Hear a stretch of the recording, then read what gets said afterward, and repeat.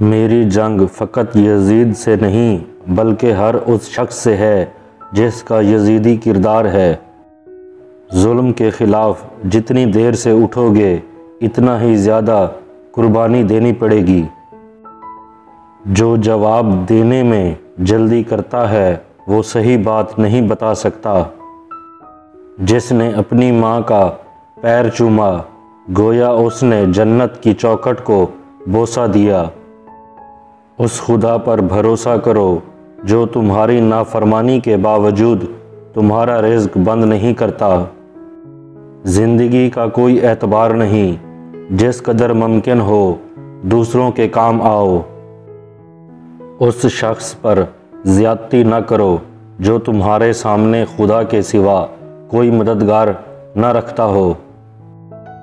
مجھے جنت سے زیادہ نماز عزیز ہے کیونکہ جنت میری رضا ہے اور نماز میرے رب کی رضا ہے۔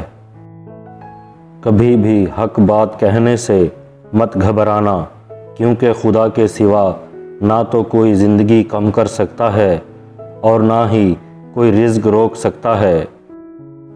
اعلیٰ درجے کا معاف کرنے والا وہ ہے جو انتقام پر قدرت رکھتے ہوئے عفو و درگزر سے کام لے۔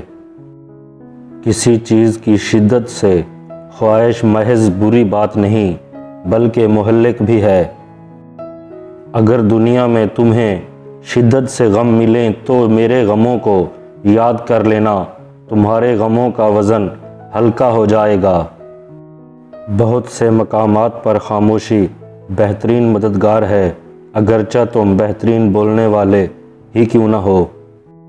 لوگوں کی عزت و ناموس کے بارے میں بدگوئی کرنے والے کو اپنے پاس نہ بٹھاؤ اور نہ خود اس کے پاس بیٹھو۔